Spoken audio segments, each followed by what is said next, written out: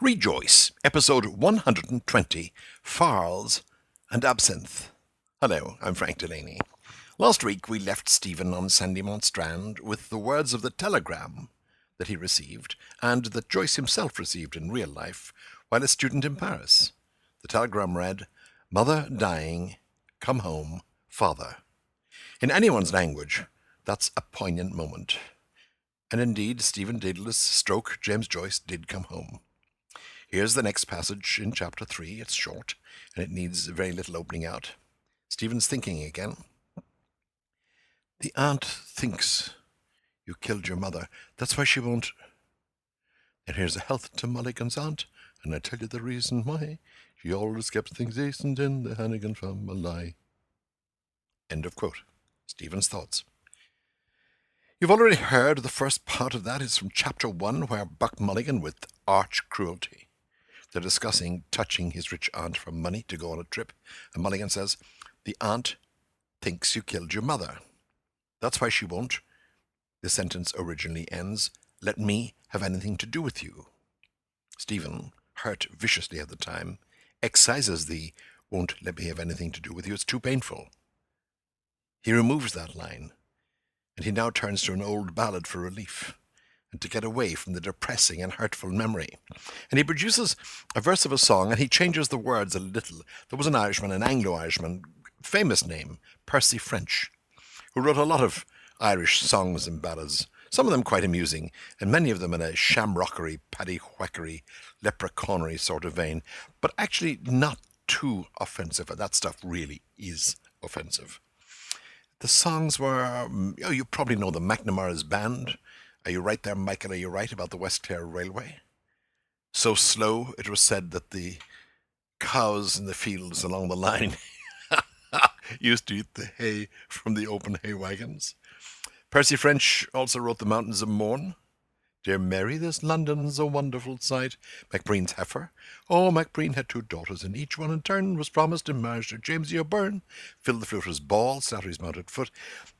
These songs are very well known in Ireland. They were very popular in my parents' time around the piano, before radio, before television. And Percy French also wrote, and here's the point, in 1892, a song called Matt Hannigan's Aunt. And Joyce here is quoting the chorus, except that in the first line he says, "Then here's a health to Mulligan's aunt," when it should be Hannigan's aunt, as he corrects it in the last line. Okay, that's it. That's that piece. So let's move on. Here's the next passage in Ulysses Chapter 3, a chapter, I'll remind you again, that was named Proteus by Joyce when he drew up a schema of the entire novel. And Proteus was the old god of the sea who could change himself into anything. Now, in this next piece, we have coming up again a trick of Joyce's I've pointed out to you before. It's hard to spot at first, but when you see it, when you do see it, you can pick it up very fast. I'm referring to those, to me, marvelous moments when he abruptly switches, in mid-sentence sometimes, as that's about to happen, from third-person objective narrator to first-person subjective interior monologue. Got that? From third-person objective narrator to first-person subjective interior monologue. Here's the paragraph, and we yet have to determine, you have to watch very closely, where the switchover takes place. And to that end, I'm going to read the paragraph very flatly. Here we go. His feet marched in sudden, proud rhythm over the sand furrows, along by the boulders of the south wall. He stared at them proudly, piled stone mammoth skulls, gold light on sea, on sand, on boulders. The sun is there, the slender trees, the lemon houses. End of quote. Now let's go through it.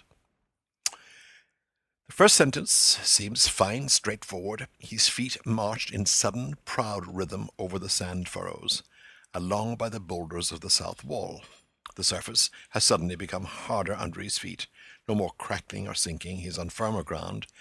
The south wall is a sea wall that comes from the edge of the river Liffey out into the sea, and it was made by assembling boulders, of whose collection and assembly and use and construction Stephen seems proud. He stared at them proudly. Piled stone mammoth skulls. Ah, is that where the switch over Is that where he pulls the switch? Is the description, the brilliant description, piled stone mammoth skulls? Is that Stephen's thought or Joyce's descriptive prose? I think there's a clue in the next two sentences. Gold light on sea, on sand, on boulders. The sun is there, the slender trees, the lemon houses. This is not how Joyce writes standalone descriptive sentences. He doesn't drop verbs usually, so these must be, therefore, Stephen's thoughts. Now, let me read it again for you, as I think Joyce meant it. Stephen's thoughts. First of all, the narration. His feet marched in sudden, proud rhythm over the sand furrows, along by the boulders of the south wall. He stared at them proudly. Piled stone, mammoth skulls. Gold light on sea, on sand, on boulders. The sun is there, the slender trees, the lemon houses.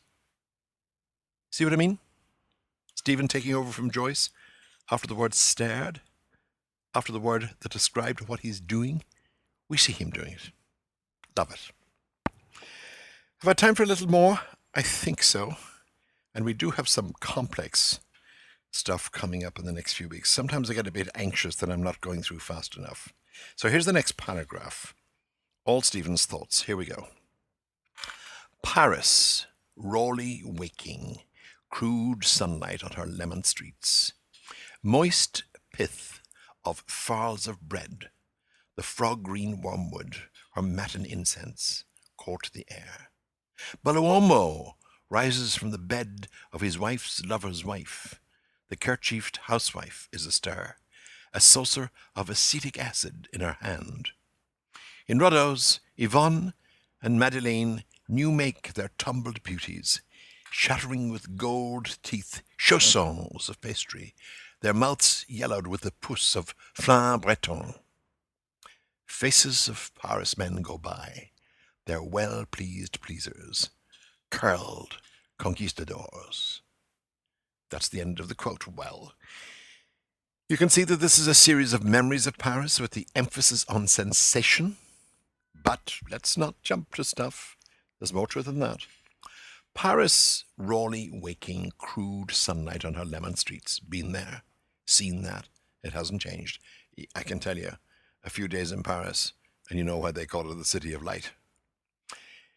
Moist pith, P-I-T-H, of farls of bread. Farls, F-A-R-L. A farl is a word you'll hear to this day in the north of Ireland. A farl is triangle-shaped. You get it when you cut a cake of soda bread, or very often potato bread, in quarters or thirds. I think, but I'm not certain. Actually, I am certain. Farl is an old Scandinavian word, and it means a quarter. I remember now. Yes, I remember it. I'll check it afterwards, just to make sure. The frog-green wormwood, well, that's absinthe. A drink I've always thought of as synonymous with Paris. The incense of the morning in the City of Light. And absinthe, they say, rotted your brain. It rotted the brain away. Wormwood, remember gall and wormwood? Hey, that's Deuteronomy. That there may not be among you a man or woman, family or tribe whose heart turns away today from the Lord our God to go and serve the gods of those nations, that there may not be among you a root-bearing fruit of gall and wormwood. God, I heard that about a dozen times in school.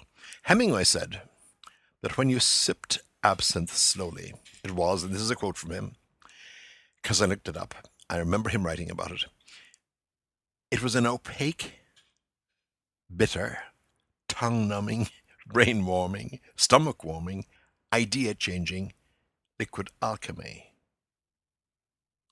In this, the real absinthe, there is wormwood.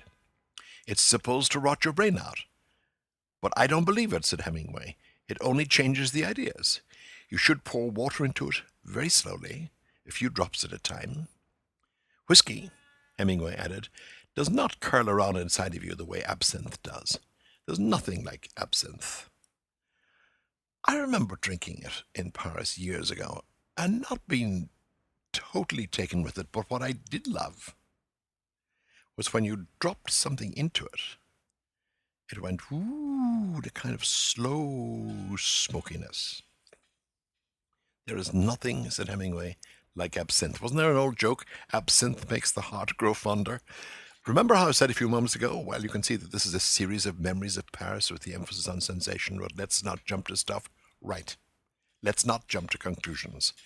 I'll stop here, because I realize now, in the middle of the paragraph, that if I don't stop, I'll be here all day. And I'll pick up next week with Bellowomo, who leaps from the bed of his wife's lover's wife, and with a book written by Joyce that you may never have heard of, because it was never published. Be here again next week. Rejoice, episode 121, Lovers and Tarts. Hello, I'm Frank Delaney. Last week I sort of left you hanging in midair, well, in mid-paragraph, this paragraph. Paris, rawly waking, crude sunlight on her lemon streets, moist pith of farls of bread, the frog-green wormwood, her matin incense, court the air. Bellowomo rises from the bed of his wife's lover's wife. The kerchiefed housewife is astir, a saucer of acetic acid in her hand. In Rodot's, Yvonne and Madeleine new make their tumbled beauties, shattering with gold teeth chaussons of pastry, their mouths yellowed with the pousse of flamboyant. Faces of Paris men go by, their well-pleased pleasers curl the conquistadors. End of quote. And I said last week, well, you can see that this is a series of memories of Paris with the emphasis on sensation, but let's not jump right in. And having digressed recklessly on the pleasures and renowns of absinthe, did I use that old joke? Absinthe makes the heart grow fonder. Yes, I think I did. Or maybe I didn't, and I wish I hadn't. But I've used it now. Having done all that, I said goodbye to you after frog-green wormwood, and if I caused weeping and gnashing of teeth, I'm truly sorry, and am now making amends, and this is really a very interesting week. I promised you that. Quick recap of the opening. Paris rawly, R-A-W-L-Y, waking. Crude sunlight on her lemon streets. Moist pith of farls of bread. The frog-green wormwood, her matin incense. Court the air. Three senses aroused here: sight, taste, and smell. Sunlight, the moist core of bread plus absinthe. And then the idea that this is the smell of Paris or incense. And now we get into stuff for this week. Because now comes the sting of complication, and here's the quote. Bellowomo rises from the bed of his wife's lover's wife. The kerchiefed housewife is astir, a saucer of acetic acid in her hand. Let me deal with, to get it out of the way, the latter part of the sentence first. It's the least complex. The kerchiefed housewife can be a French everywoman here, because if you know France, you'll have seen such early morning women cleaning their marble doorsteps with a soft cloth and a saucer of vinegar, which, as you know, contains acetic acid. Acetic, by the way, from the Latin word acre, meaning sharp, i.e. acerbic. And by the way, acer, I'm sorry, I beg your pardon, did I say acre? Acer. And by the way, be not surprised if he also meant ascetic here as a pun, because his time in Paris was of necessity ascetic. He had little money to be lush, or the opposite of ascetic. But the kerchiefed housewife could also be a specific woman, wearing a kerchief about her head, like, say, the wife of Bellowomo, mentioned in that sentence too. Bellowomo, who leaves the bed of his lover, who is the wife of his wife's lover. French farce, if you like. French farce, leaving the bed of his wife's. Oh, come on, forget it. I'm only just going to get wrapped up in that French farce, because now we come to the complex bit. There's a little work of James Joyce's, a little piece of work he did, that doesn't get a lot of attention. But the hedonist in me, the bad, that is to say, the undisciplined, pleasure-loving part of me, the non-ascetic little bit of me that likes the lush and the blousy and the overblown once in a while, loves this dense little text. I truly do love it. It's called Jacquemont Joyce. He wrote it when he was in his early 30s. It's a kind of prose poem. Some say it's a short story. I'll call it a sensual meditation. It's not long. It wasn't published until after his death, when it was found in notebooks and jottings. He set it down first day as a manuscript written on 8 large sheets, unusual for Joyce because he used notebooks a lot, 8 large sheets, both sides of the paper, and it arose out of a fantasy or a failed pursuit of a beautiful young woman in Trieste. Joyce was teaching English there in order to try and make some money, and he fastened on this girl, one of his students, named Amelia Popper, whose father, Leopoldo Popper, a Jewish businessman, is thought to have been where Joyce might have got the name for Leopold Bloom, Leopoldo Popper, and is almost certainly the Bellomo mentioned in Ulysses. With his young daughter as the love object, here's how Giacomo Joyce, that's to say James Joyce, begins the piece called Giacomo Joyce. Who? A pale face, surrounded by heavy, odorous furs. Her movements are shy and nervous. She uses quizzing glasses.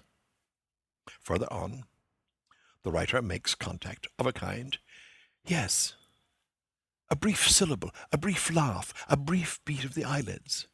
And then, cobweb handwriting, traced long and fine with quiet disdain or resignation. A young person of quality. It becomes very descriptive, and I include some of it here for a number of reasons, and I'll come to them in a moment. I'm just looking down through it. Here's another quote. High heels clack hollow on the resonant stone stairs. Wintry air in the castle, gibbeted coats of mail, rude iron sconces over the windings of the winding turret stairs, tapping, clacking heels, a high and hollow noise. There is one below would speak with your ladyship. And a good bit further on, and here's what's relevant to us this week, and this is what I've been looking for. The lady goes apace, apace, apace. Pure air on the upland road. Trieste is waking rawly, R-A-W-L-Y, raw sunlight over its huddled, brown-tiled roofs. Testudo form. A multitude of prostrate bugs await a national deliverance. Bellomo rises from the bed of his wife's lover's wife. The busy housewife is astir, slow-eyed, a saucer of acetic acid in her hand. See? Now you see where I'm going? What's the beginning of this week's quote? Paris rawly waking, crude sunlight on her lemon streets, moist pith of falls of bread, the frog-green wormwood, her matin incense coat the air. Bellomo rises from the bed of his wife's lover's wife. The kerchiefed housewife is astir, a saucer of acetic acid in her hand. A few changes. It's the busy housewife in the original, and it's Trieste and not Paris. Giacomo Joyce seems to have been written in about 1913 or 14, and what I find fascinating is that here you'll find the early thistledown of Ulysses, spores blown in the wind. Even in the glimpses I've given you, note the pre-echoes, the use of yes as a standalone affirmation, which is the word with which Ulysses famously concludes. And you'll find in Molly Bloom's soliloquy, especially, many of the echoes of Giacomo Joyce, and Molly Bloom herself looks like the girl, the original of whom was probably Amelia Popper, who ended up as a respectable married woman living in Florence, and who never did fall into James Joyce's arms. But, she had a strong effect on his life. The fantasy must have been very potent. He must have pursued her quietly and with all his heart, because directly after it became clear to him that she was never going to be his, that he was never going to win her, and in actual fact it was quite an improper relationship because he was the teacher and she was the student. Directly after he abandoned the idea of the pursuit, he began to write reams of poetry, the poetry by which we now remember his poems, and they were very good indeed. I'm sorry to spend so much time on it, but part of what I want to do in these podcasts is to bring out the complete man who wrote Ulysses and try and map his mind. And this week, in Giacomo Joyce, we see at least a parish on that map, so to speak. Bellomo, by the way, is an Italian term for handsome man. So let me now go on to complete this week's excerpt. It's clear enough in Rhodos, or O-D-O-T-S, probably Rhodos, I guess. Yvonne and Madeleine new make their tumbled beauties, shattering with gold teeth, chaussons of pastry, their mouths yellowed with the pousse of Flam-Breton. Faces of Paris men go by, their well-pleased pleasers, curled conquistadors. This is all good stuff. Rodot's was indeed, in Joyce's time, a patisserie in the Boulevard Saint-Michel in Paris. And Yvonne and Madeleine were probably girls who worked there, that were making chaussures, puff pastry. Madeleine, of course, is in itself a little pastry biscuit, with acknowledgments to Monsieur Proust, Joyce's great contemporary. And obviously the gals have been sampling their own wares because their mouths are stained with it. Watch out for a little sting here of something we've touched on before, and I have to be careful here. Yes, the word pousse, P-U-S, does mean in French a yellow liquid, and a Flam-Breton has yellow custard. But pus, as you know, is also a medical term for unhealthy discharge. Given Joyce's nocturnal ramblings in Paris, I'm not going to go there, but just think tarts. You know, behind the counter there.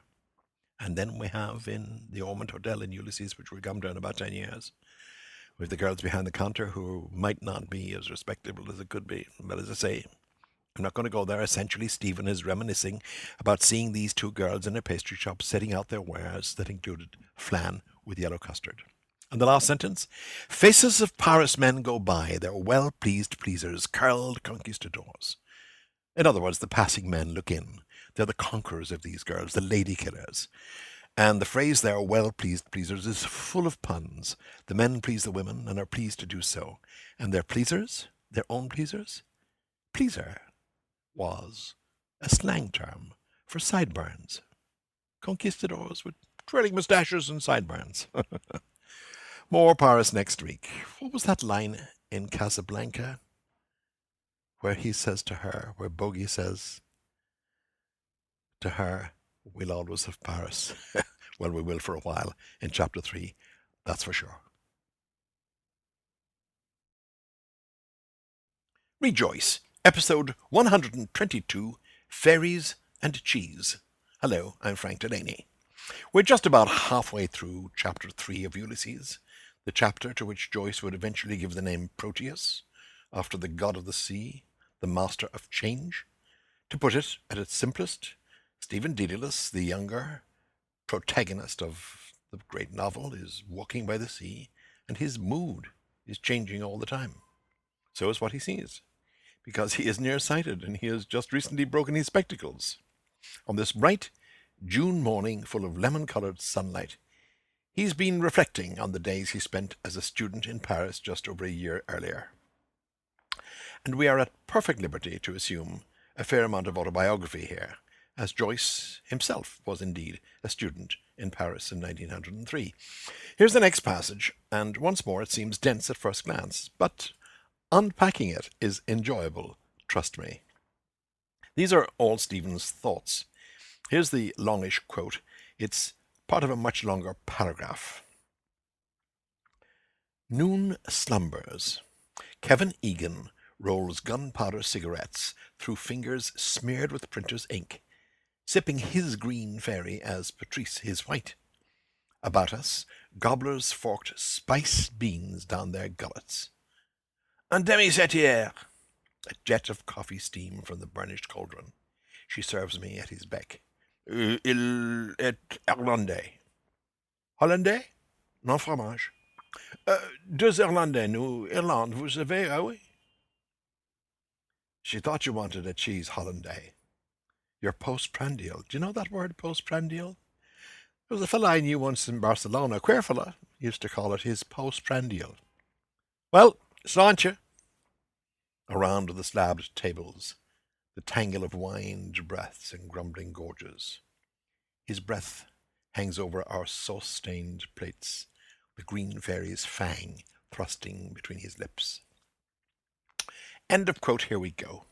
It was midday in a Paris hostelry, and Stephen was having a drink with a fellow Irishman named Kevin Egan and his French-born son Patrice.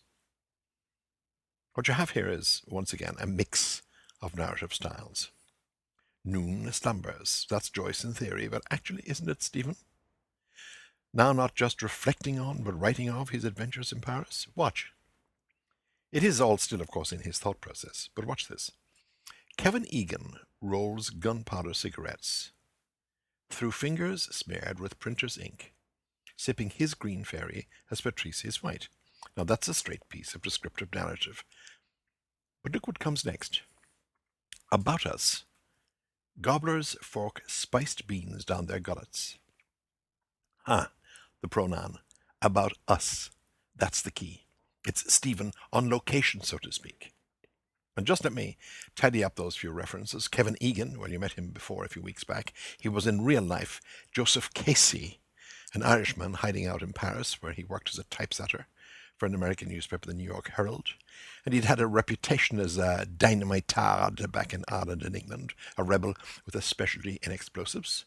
Hence Stephen's mischievous thought that it was not tobacco in Kevin Egan's cigarettes, but gunpowder.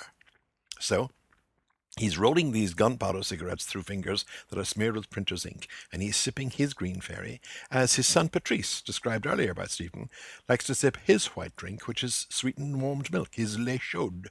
The green fairy, by the way, is absinthe, and I'll come back to that presently.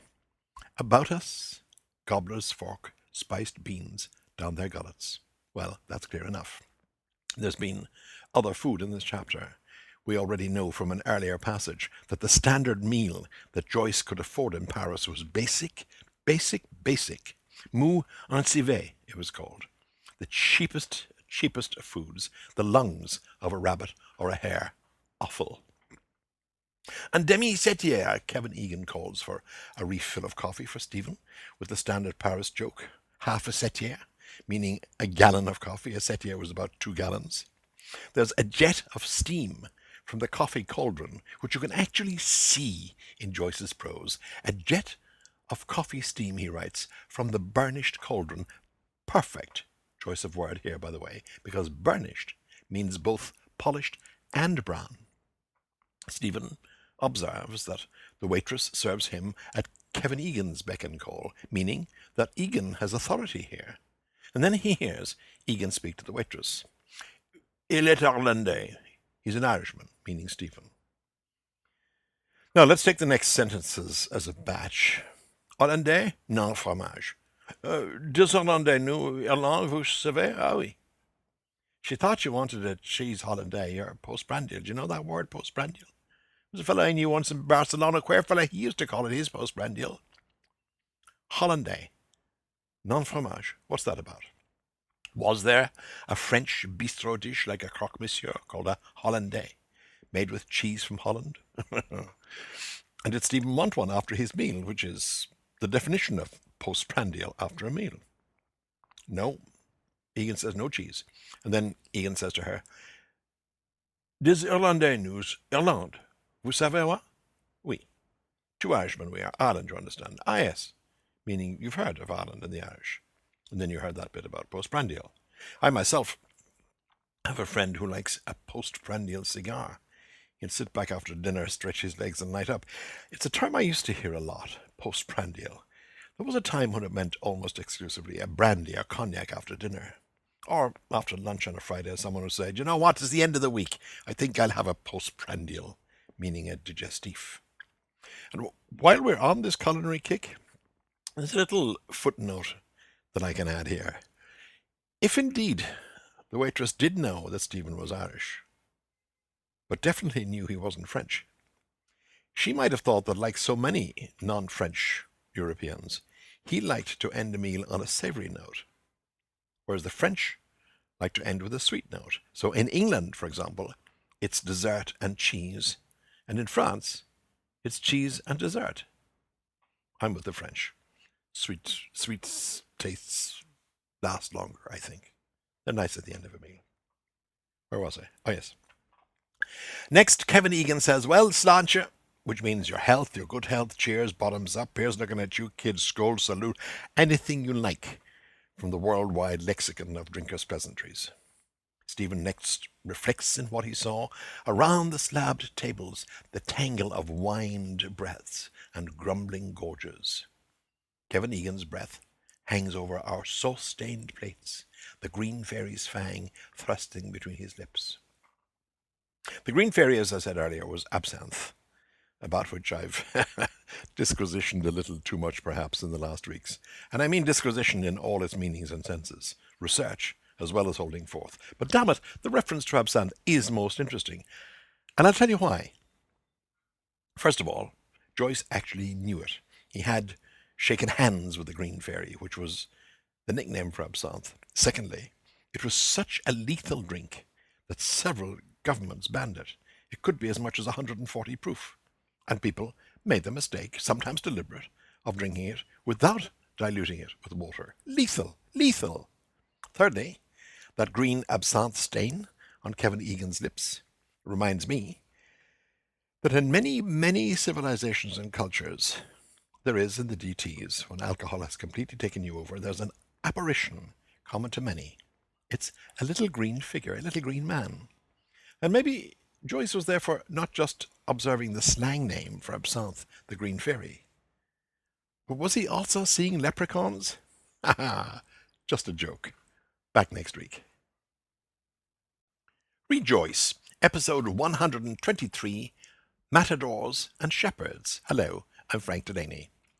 Last week, we addressed one half of a long paragraph set in Paris, in a restaurant, where people were eating spicy beans and drinking absinthe, the Green Fairy. Here's the second half of that paragraph, as Stephen continues to muse on his days in Paris as a student, socializing with friends of his father. Here's the paragraph. Of Ireland, the Dalcassians, of hopes, conspiracies, of Arthur Griffith now, A.E., Pimander, good shepherd of men, to yoke me as his yokefellow, our crimes our common cause. You're your father's son, I know the voice. His fustian shirt, sanguine-flowered, trembles its Spanish tassels at his secrets. Monsieur Drumont.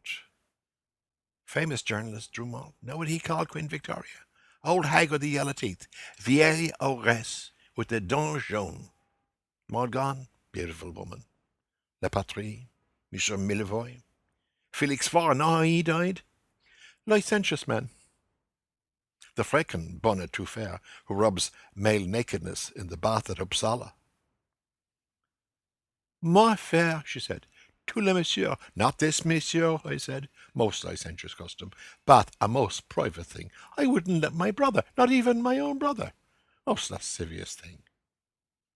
Green eyes, I see you. Fang, I feel. Lascivious people. Oh, Lord, Lord, Lord. I love you, James Joyce. I love and love and love you. This is such fun.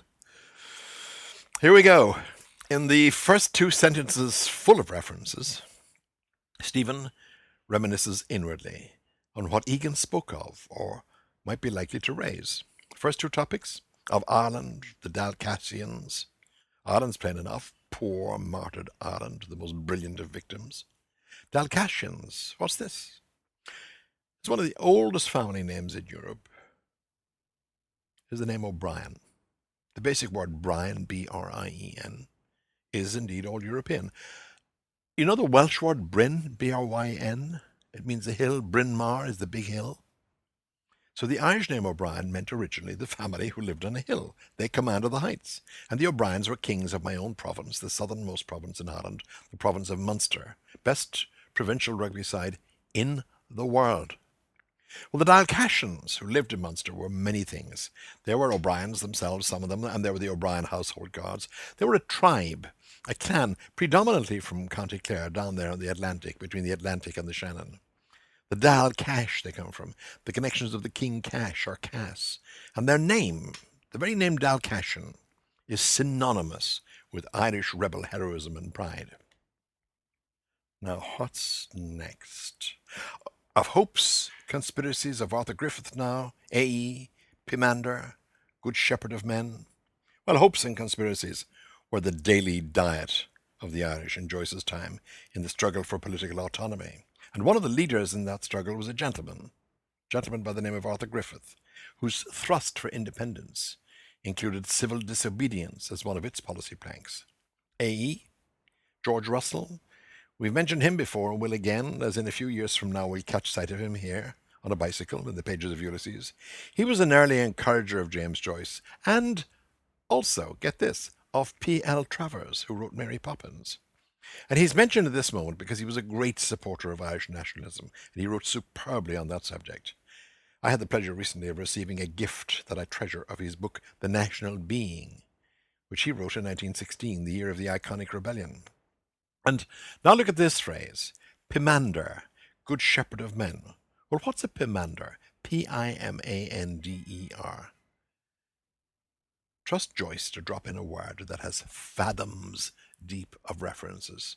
The shorthand, a pomander, from poimander, from pomandre, is indeed a shepherd of men. And in the longer hand, Hermes, the god Hermes, was a god of magic. And in the 2nd and 3rd centuries there appeared the Corpus Hermeticum, the body of knowledge of Hermes, and from it and other wisdom books around the same themes of magic and all-knowing, from those uncoiled belief systems that we all read as teenagers, such as Hermeticism and Rosicrucianism and Neoplatonism and the Order of the Golden Dawn, arcane occult areas of belief. They dwelt upon the idea of higher power and magic. And in this case, Joyce is using the word pomander in a political sense because he's suggesting that both Arthur Griffith and George Russell, A.E., figures of political activism, were, so to speak, shepherding their fellow man toward higher ground, especially Russell, who had a passionate interest in Ireland's agricultural success and potential. So Joyce fits all of that reference into the one word Pimander. Mind you, has to be said, neither Griffith nor Russell, might have been totally flattered by the reference, especially if they discovered that the apostle of evil himself, Aleister Crowley, the mark of the beast, 666, he was in the same mix. By the way, may I just point out that I have so far completed one entire sentence? Next sentence. Stephen's thinking, to yoke me as his yoke fellow, our crimes our common cause. Stephen is perfectly aware that Kevin Egan, the old revolutionary, might try to harness him, Stephen, to the same cart. So let's look at the word yoke. Again, beautifully chosen. Joyce was one of the best selectors of language. To yoke somebody is to have them join you in what is a yoke. A yoke is a heavy burden. It's one of those pure European words found in several early languages. So Joyce is doubling down on it here. Stephen will be yoked in if he's not careful, and it will be a yoke to carry a heavy burden. And, by the way, the term yoke fellow is a straight lift from Shakespeare's Henry V. The young king is off to France to fight on St. Crispin's Day, and Pistol, who is one of the minor comic relief characters in the play, having told his wife, "My love, give me thy lips, look to my chattels and my movables." Little tautology there, no? Isn't a chattel a movable piece of property? Anyway, Pistol, he says to his pals, Naim and Bardolph, "Yoke fellows in arms, let us to France, like horse leeches, my boys, to suck, the very blood to suck." Ah, Henry V is great. Once more into the breach. Oh, by the way, that scene comes from an act that probably takes about 3 minutes to play. Huh. Where was I? Oh, yes. To yoke me as his yoke fellow, our crimes, our common cause. And Stephen has no notion of accepting this yoke. He has no notion of committing the rebel acts that are counted as crimes against Kevin Egan's name. But Egan is a friend of Stephen's father, Simon Daedalus, and Egan tugs that chain. "You're your father's son. I know the voice." It's not the first time we've heard that Stephen and his father sound alike. By the way, that's also a straightish lift from Homer this time. In Book 3 of the Odyssey, Nestor, remember Mr. Deasy, the teacher, Joyce's stand-in for Nestor? Well, Nestor comments in the Odyssey how like his father Odysseus, Telemachus sounds. Here's the paraphrase. Nestor says to Telemachus, who's left home looking for his absent father, Nestor says, "I'm amazed at you. Your speech is just like his. Who'd have thought it?" So Egan is saying the same thing, and now we hear Stephen's thought as he sits beside Egan. Here's the line. "His fustian shirt, sanguine flowered, trembles its Spanish tassels at his secrets." Now there's a sentence carrying a load. Egan is wearing a twill shirt. The word fustian comes from Fostad outside Cairo, where the cloth comes from. And here's the doubling down again. Fustian also means bombastic or blowhard. With Joyce, why should a word just do one thing when it can do more than one? And that's one of the real hallmarks of Ulysses. Sanguine or sanguine flowered means it's got red flowers on it. But is there another play on words in here? Oh, yeah, of course there is. Sanguine is confident, and sanguinary is bloodthirsty. So Joyce has found a couple of portmanteau words to describe this big, talking, confident old Irish rebel in Paris, a man with blood on his hands from bombing people, and printer's ink on his hands too, by the way, and that's neat. And his shirt trembles its Spanish tassels at his secrets. He's wearing a matador's shirt, by the sound of it, a bullfighter's shirt. More blood in the public arena, and the rebel, of course, takes on the force of the bull, the lone man against the empirical emblem. Next, we hear Kevin Egan speak again. I'm going to read it again to you, but I'll not come back to it until next week. Here it is. Monsieur Drumont, famous journalist, Drumont. Know what he called Queen Victoria? Old hag with the yellow teeth, vieille ogresse with the dents jaunes. Morgan, beautiful woman. La Patrie, Monsieur Millevoye. Felix Faure, know how he died? Oh, licentious men. The Fröken, bonne tout faire, who rubs male nakedness in the bath at Uppsala. Ma faire, she said, tous les messieurs. Not this, monsieur, I said. Most licentious custom. Bath a most private thing. I wouldn't let my brother, not even my own brother, most lascivious thing. You get the drift. But there's all kinds of stuff in there, and I'll be digging it out next week. Please join me.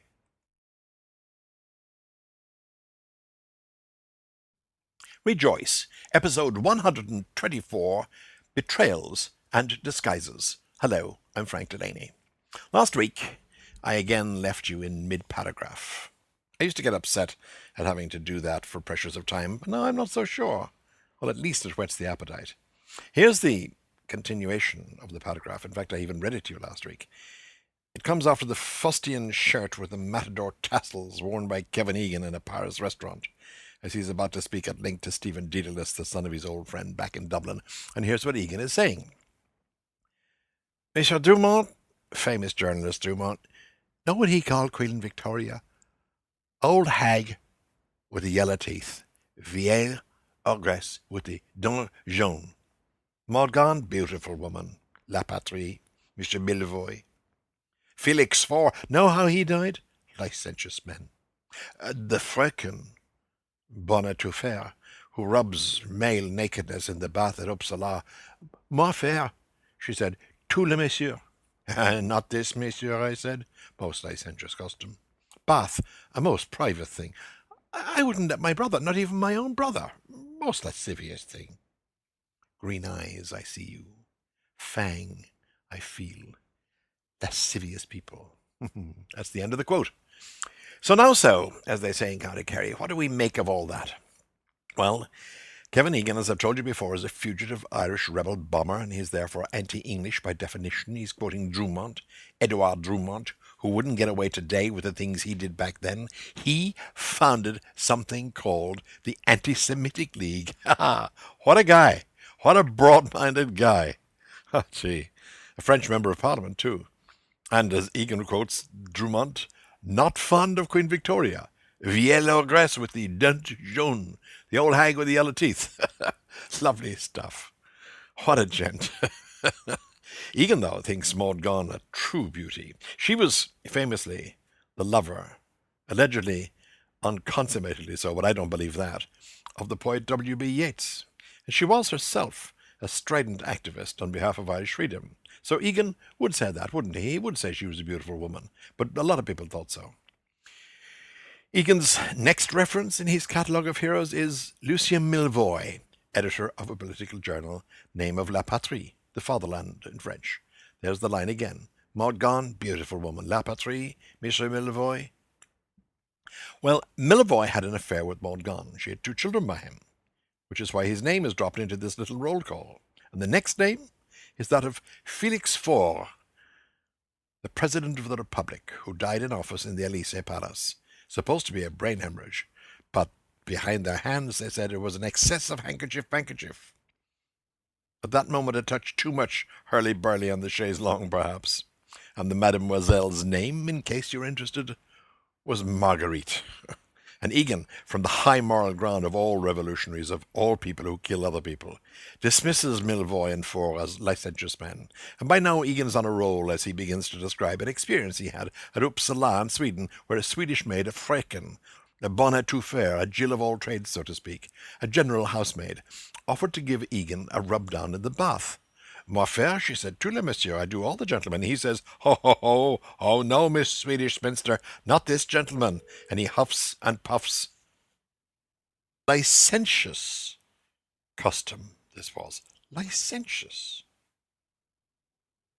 And so private, so intimate, that he wouldn't let even his own brother do that. I should hope not, Mr. Egan. That would be adding insult to injury. So there he is, self-righteous Mr. Egan, who blew up people on his bombs, saying that being offered a rub-down in the bath by a Swedish girl was a most lascivious thing. And by the time he finishes, Stephen is beginning to feel the effects of the absinthe. Green eyes, I see you. Fang, I feel. Lascivious people. I'm interested in how often the word green crops up in Ulysses. Do you know how many? 98. 98 mentions of green. Why is it so interesting? A number of reasons. Green is the patriotic national colour of Ireland. Green is the colour of jealousy. That goes well together.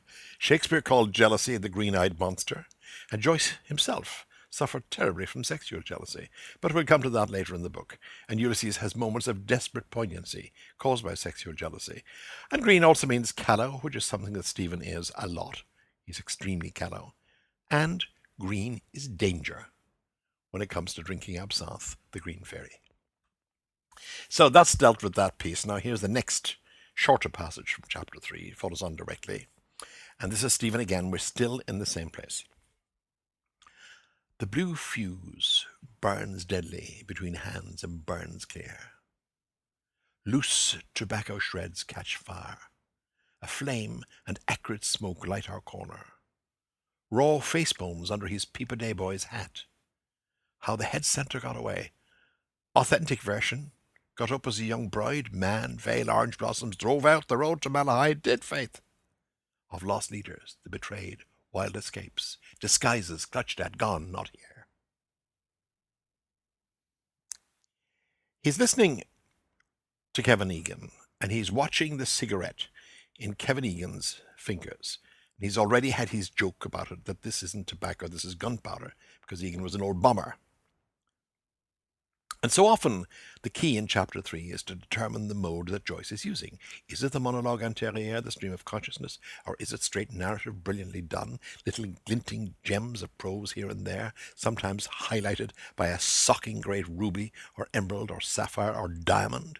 Or is it a mix of the two, so seamlessly done that blink and you miss it? Or, a little new so far, Stephen himself taking over the narration, which is what's happening here. He tells us the blue fuse burns deadly between hands and burns clear. Loose tobacco shreds catch fire. A flame and acrid smoke light our corner. Raw face bones under his peep-a-day boy's hat. He's watching Kevin Egan smoke his cigarette, and he's thinking of the fuses that Egan has lit on bombs. Obviously, as they sit there chatting, there's been one of those tiny spillages you get from roll-your-own cigarettes, or indeed the French Gauloise or Gitane, where the tobacco is loose. A flame and acrid smoke light our corner. Note the R, by the way, and Stephen is describing and almost certainly exaggerating. They used to meet in a restaurant near Egan's newspaper, a restaurant de Deux Écus, just off the Rue de Louvre. Do you know, I think it's still there. The restaurant de Deux Écus. I'm not sure. If anybody knows, do let me know. Now, here's an interesting sentence. Raw face bones under his peep-a-day boy's hat. We can see Egan's face. And Joyce would have known what the hat looked like. And there's a well-handled irony in here. The peep-a-day boys were an especially vicious, anti-Catholic, anti-Irish nationalist secret society operating in what is now Northern Ireland in the 18th century, and they wore a distinctive high-crowned hat, and Joyce has Egan wearing the hat of people whom, had he known them, they were extinct by then, he would have utterly detested and would certainly have tried to blow up.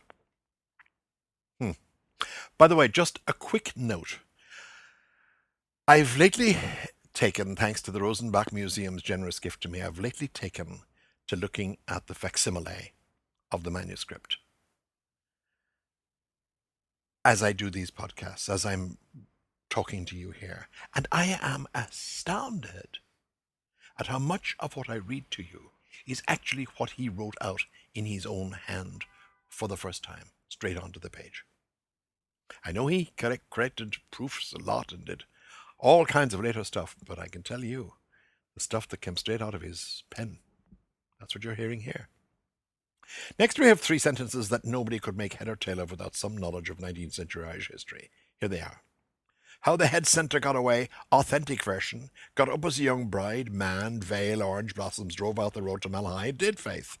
The head centre was the title of James Stephens, a major figure in 19th century Irish political activism. He was, in fact, head of the IRB, the Irish Republican Brotherhood, which was the progenitor and intellectual forerunner of the Irish Republican Army, the IRA. Stephens was imprisoned in Dublin by the British, and he was a cousin of the real-life Kevin Egan, fellow name of Joseph Casey, as I said a few weeks ago. Hence the words authentic version that Egan is now able to use with Stephen Dedalus. Now, Stephens was sprung from jail, and his enemies said he escaped like Bonnie Prince Charlie did, dressed as a woman. Well, it's a ploy the Irish used a lot. Got up as a young bride, man, veil, orange blossoms, drove out the road to Malahide.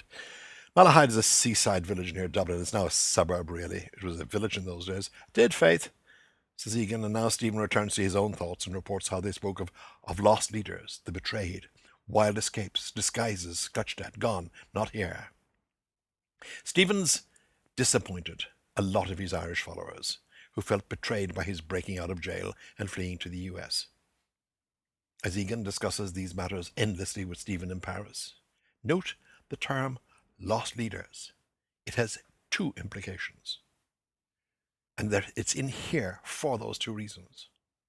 There's a poem by Robert Browning called The Lost Leader, and in it he decried Wordsworth's politics. Wordsworth abandoned his revolutionary principles, Browning alleges, in order to get a pension from the king. You may know the poem. We learned it in school. Just for a handful of silver he left us, just for a ribbon to stick in his coat. Found the one gift of which fortune bereft us, lost all the others she lets us devote. They, with the gold to give, doled him out silver. So much was theirs, who so little allowed. How all our copper had gone for his service. Rags, were they purple? His heart had been proud. Ouch. Ooh, that's putting in the knife. But there's another lost leader here, carried over from a portrait of the artist as a young man, my poor Parnell, Charles Stewart Parnell, the fallen leader of the Irish party, and his name and his spirit will crop up again and again in Ulysses. Whew! What a packed week this has been. Do you know why it's packed? That's because today is my birthday, and I was giving myself the treat of a bit extra. See you next week. Rejoice, episode 125, Bombs and Ballads. Hello, I'm Frank Delaney.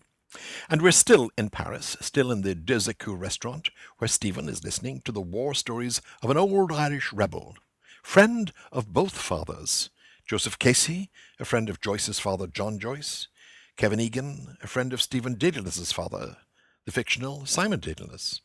The text wanders in and out of Stephen's thoughts, Stephen's narrative, and Egan's reminiscences. So here we go with the next paragraph. It's long.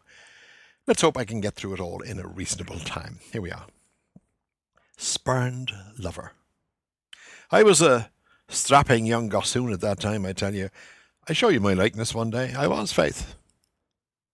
Lover, for her love, he prowled with Colonel Richard Burke, tannest of his sept, under the walls of Clerkenwell, and crouching saw a flame of vengeance hurl them upward in the fog. shattered glass, and toppling masonry. In gay Paris he hides, Egan of Paris, unsought by any save me, making his day's stations, the dingy printing case, his three taverns, the Montmartre lair he sleeps short night in, Rue de la Goutte d'Or, damascened with fly-blown faces of the gone, loveless, landless, wifeless. She's quite nicey comfy with her outcast man, Madame, in Rue Gilles-le-Cour, Canary, and two buck lodgers, peachy cheeks, a zebra skirt, frisky as the young things, spurned and undespairing. Tell Pat you saw me, won't you? I wanted to get poor Pat a job one time. Mon fils, soldier of France. I taught him to sing The Boys of Kilkenny are stout roaring blades. Do you know that old lay? I taught Patrice that. Old Kilkenny. St. Canice. Strongbow's Castle on the Nore. Goes like this. Oh, oh, he takes me, Napper Tandy, by the hand.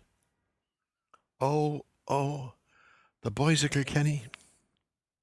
Weak, wasting hand on mine. They have forgotten Kevin Egan, not he them, remembering thee, O Sion. End of quote. And there's fun for you bums and ballads indeed. The spurned lover has to be Ireland, rejected by James Stephens, the fleeing Fenian. It didn't actually spurn his great love. He went to America and became perhaps the leading Irish Republican activist of the day. There's little doubt about that. Egan, though, in Paris now tells Stephen, I was a strapping young gossoon at that time, I tell you. I'll show you my likeness one day. I was, faith. Interesting word there, gossoon, Gossoon. The Irish word for a country boy basically is garsoon. It's spelt in Gaelic Garsu with an accent N. And it's basically the same as garçon, the French for boy. Egan says he was a fine specimen of boyhood, and he offers to show Stephen a photograph of himself as he was then. Faith is shorthand for in old faith, meaning you can believe every word I say. Lover, for her love he prowled with Colonel Richard Burke, tanist of his sept, under the walls of Clerkenwell, and crouching, saw a flame of vengeance hurl them upward in the fog, shattered glass and toppling masonry. He also, for love of Ireland, this is Egan, went on a bombing raid to free a man named Richard O'Sullivan Burke, a colonel in the U.S. Army, Irish-American, and to free other Irish activists from Clerkenwell Prison in England. Note the little phrase, tanist of his sept. Two interesting words here. Tanist is an ancient Gaelic word, and it means something in parallel with, or more usually second to.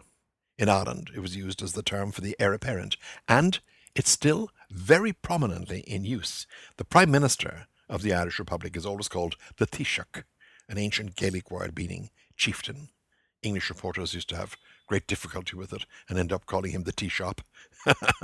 And here's the point. The Deputy Prime Minister is the Taoiseach, tanist. And sept is an Old Gaelic word too. More accurately, an Old Gaelic term for a tribe or part of a tribe, a clan. So tanist of his sept means that Colonel Richard Burke was number 2 to James Stephens in the Irish Republican Brotherhood.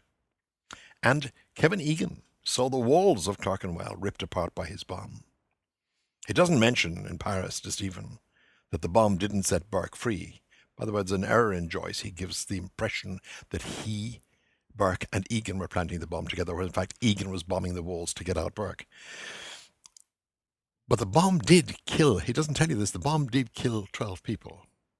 I mean, Egan doesn't tell Stephen, and it wounded over 100 others. It was a kind of gang that couldn't shoot straight debacle. And by the way, just a tiny note more, and I love this. Homer nods. In the manuscript, Joyce misspells the word toppling masonry. He has only one P in toppling, and you have to ask yourself, is that because he was writing at speed, or was he playing with the word toppling and taking out one P so that it might seem like toppling? Let's let it go as a handwriting error. Leave it at that.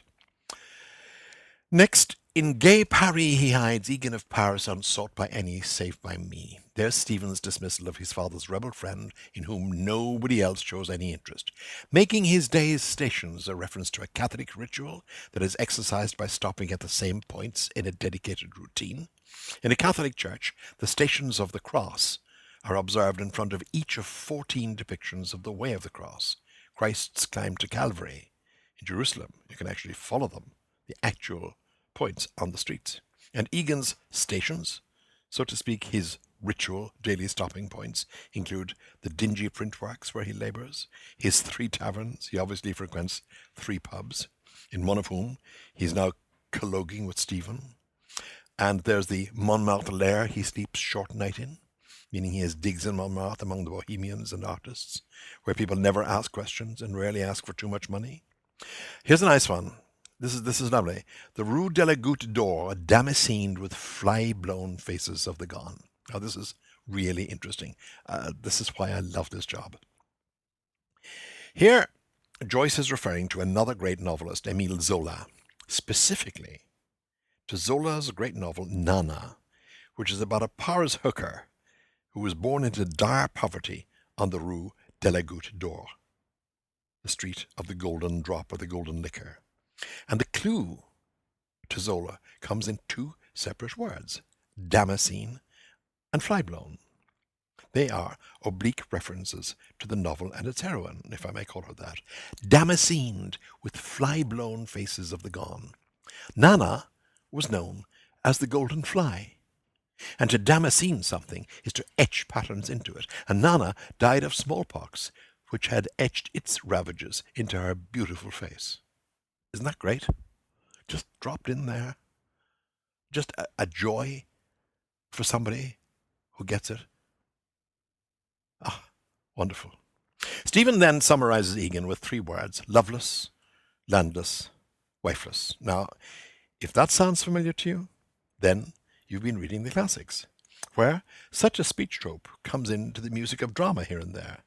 I'm pretty certain that I've heard something very like this in the Oresteia. I remember a great Peter Hall production at the National Theatre in London. And I'm trying to remember where else I heard it. I don't mean that it was those exact words, loveless, landless, wifeless, but it was somethingless, somethingless, somethingless, childless, nationless, that kind of thing. I can't remember. It'll come to me. It was definitely a play. I wonder, was it in Oedipus at Colonus, which is one of my favorite plays of all time. Next, Stephen has some thoughts, and Egan has some thoughts about the wife whom Egan has dumped, or did she dump him? She apparently is quite nicey comfy without her outcast man, a madame in the Rue Gite Le Cour, with a canary and 2 male lodgers, 2 buck lodgers. Peachy cheeks she has in a zebra skirt, frisky as the young things, spurned and undespairing. She's not too fussed about having lost the bald Kevin. The Rue Gilles-le-Cour works for Joyce as a reference because not only is it near his beloved Boulmiche, the Boulevard Saint-Michel, but the name can be translated loosely as the resting place of the heart. A gîte, beloved of English holidaymakers, is loosely a countryside pad, a place to live, even if only for a while. So that's where Madame Egan is. And Stephen has the impression, as I say, that she's perfectly happy. She has a canary, she takes in lodgers, she's skinned like a peach, she wears zebra-patterned skirts and kicks up her heels. I wish I had the time to digress and tell you about zebras in Paris. What a fabulous tale that is. Whoops, no, sorry. I'm talking about giraffes. So, he does that. Joyce does that to me all the time. He kicks up other ideas. So, somebody else has spurned along with old Mother Ireland, and sure enough, we have Egan talking about the fruit of his union with Madame, because in the next sentence he says to Stephen, he's estranged from his son, he says to Stephen, tell Pat you saw me, won't you? I wanted to get poor Pat a job one time. Mon fils, soldier of France. This is the son Patrice, who drinks milk, if you remember. Warm milk, warm sweetened milk, and serves in the French army. And his father now recounts how he tried to teach Patrice an Irish ballad, and he mixes up his songs, because he starts to sing a political ballad, called The Wearing of the Green, when he means the very non-political old ballad, The Boys of Kilkenny. The Wearing of the Green begins with, "Oh, Paddy dear, did you hear the news that's going round?" and includes the line, "Oh, I met with Napper Tandy, and he shook me by the hand, and he said, how's poor old Ireland, and how does she stand?" Have you heard that name before? Yes, you have. Back in June. In episode 105, I mentioned him. James Napper Tandy, son of a Dublin shopkeeper, and a militant follower and favourite of Napoleon's. Big, big name.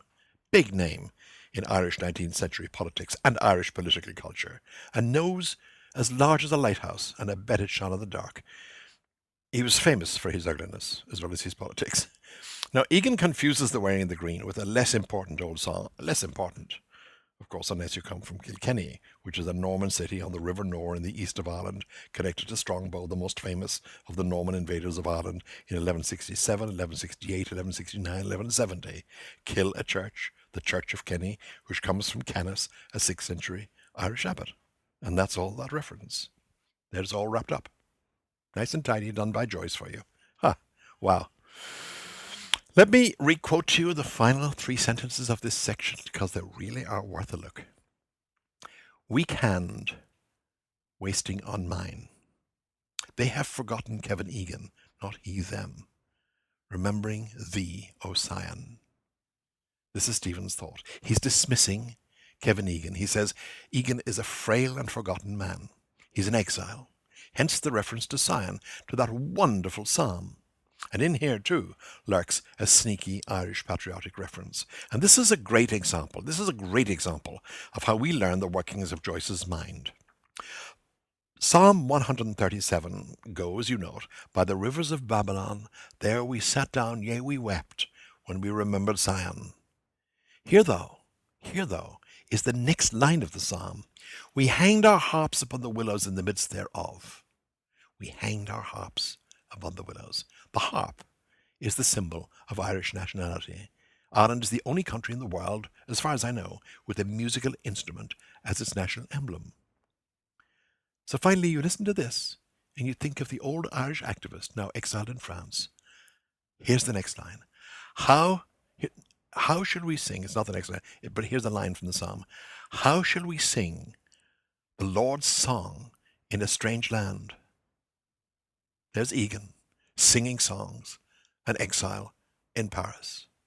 How shall we sing the Lord's song in a strange land?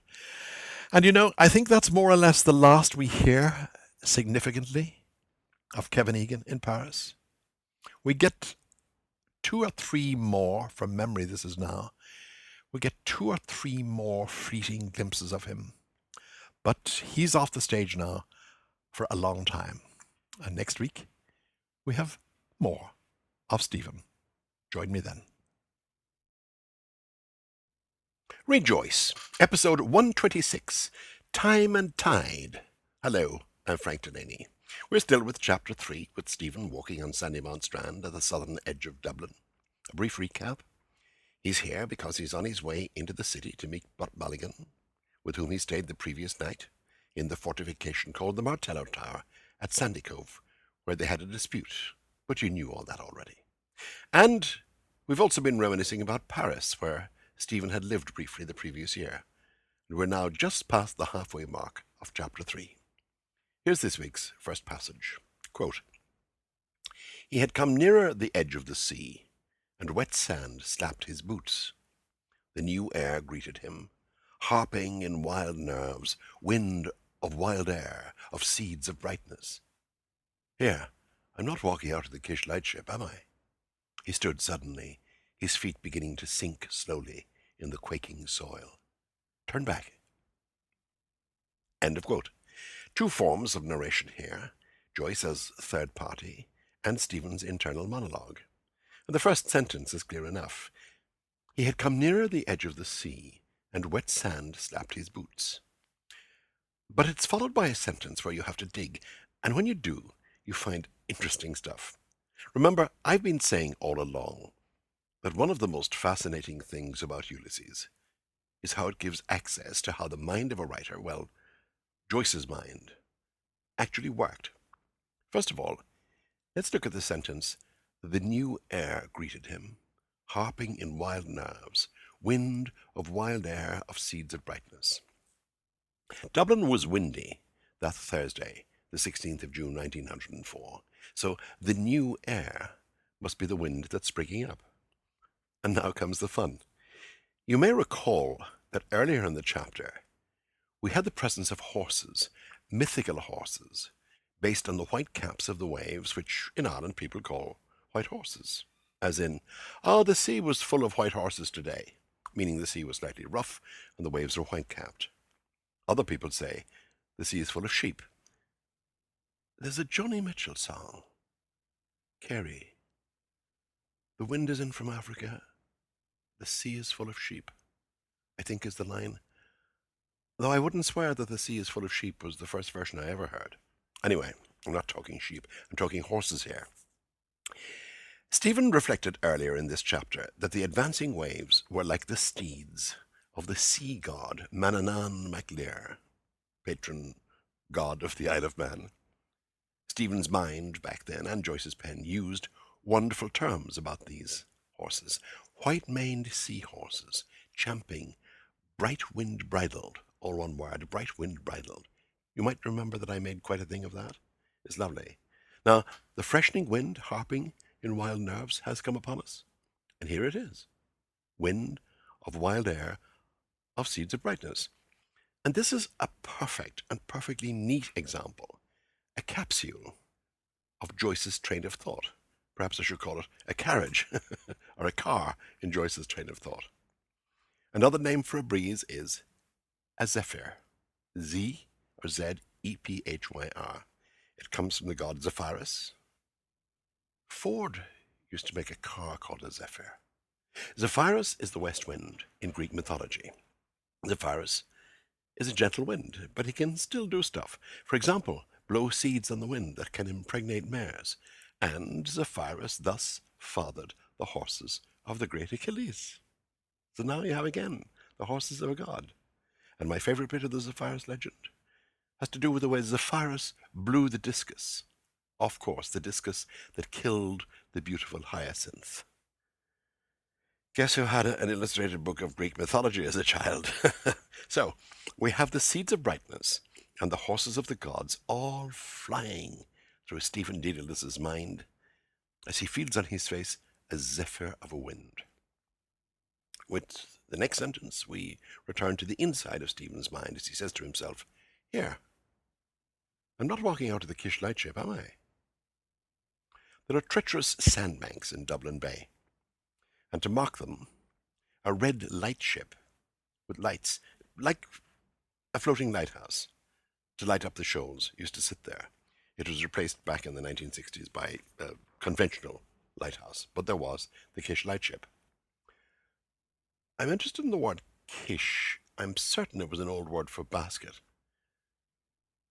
or a derivation of it.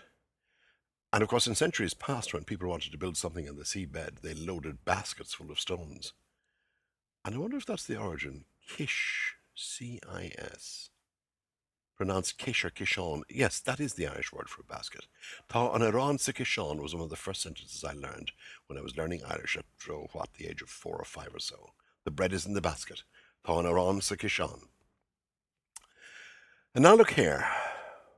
In the next two sentences, you have back to back the two separate forms of narration that I mentioned earlier, and to which I've been pointing for some time. Here they are. He stood suddenly, his feet beginning to sink slowly in the quaking soil. That's Joyce, the narrator. Turn back. That's Stephen's thought. He's directed to himself. See how he does it? And in doing so, observe the fact that Joyce keeps our minds turning all the time. One of the reasons I so love Ulysses has to do with how Joyce understands how to enter and engage with the mind of the reader, and how to hold our interest, provided we're prepared to engage with him in an intense way. Here's the next passage from the text. It's in 3 sentences. One of them is Joyce narrating. The remaining 2 are Stephen thinking. Here we go. Turning, he scanned the shore south, his feet sinking again slowly in new sockets. The cold, domed room of the tower waits. Through the barbicans the shafts of light are moving ever, slowly ever, as my feet are sinking, creeping duskward over the dial floor. End of quote. Look at it. Turning, he scanned the shore south, his feet sinking again slowly in new sockets. The soft sand makes sockets round his boots. Stephen, if you know Sandy Mount Strand at all, he's looking back, he's looking south towards Sandy Cove and the Martello Tower. They lie south of him. His feet are making new holes in the soft sand by the water's edge, and as his feet sink, his mind sinks. He has depressing thoughts. The cold dome room of the tower waits. Through the barbicans the shafts of light are moving ever, slowly ever, as my feet are sinking, creeping duskward over the dial floor. Now, look at what Joyce has done here. He's allied a physical description of two locations to an emotional mood. First, Stephen's feet are sinking, as is his humour, and the sinking of his feet may even have triggered the mood, or at least exacerbated it. The cold, domed room of the tower is a morose prospect. Where's the comfort there? And there's an inevitability to the depression. Through the barbicans, the shafts of light are moving ever, slowly ever, as my feet are sinking, creeping duskward over the dial floor. Time is moving on, and it will be a depressing time. Soon the light of the day will be gone from the tower, and even that comfort will have disappeared. Why the depression? Well, we'll come to that in detail next week, but for the moment, let me just address two remaining details. The word barbican. By the way, the root is probably the same as barbus, a beard, which gave us barbarian. Well, the word barbican, it's a word that has to do with fortification. A barbican was often a city wall with defences on it, spikes and that kind of defence, and slots for arrows and things like that. From the word barb, meaning an actual point. And there's a Persian term, barbakana, relevant here because it means an actual house built in the city wall, a kind of sentry's residence. And from it, it's likely that the French took the word barbicane, which is the spelling Joyce uses here, B-A or B-A, and not the more common nowadays, B-A or B-I. The Martello Tower, of course, was in itself an actual barbican, a defensive building, and I can't actually remember if it still has spiked bars on the windows or battlements or wherever. The second detail to which I want to draw your attention is the second last word in this week's piece of text, the dial floor. Joyce is using a kind of transferred builder's epithet to describe the floor of the Martello Tower as the face of a clock. And if you ever go there and see the kind of radial effect, you can see why in the way the stones could be interpreted. But this is my point. This is not so much to do with the floor. Watch out, as we go down the years together through Ulysses, watch out how many references there are in the book to time and to clocks and dials and the time of day and so on. Joyce was hugely conscious of time. He was obsessive, for example, about his birthdays. Well, there are three uses of the word barbican in Ulysses, but the word time appears 377, times. 377 uses of the word time. And I'll be here next week at the same time.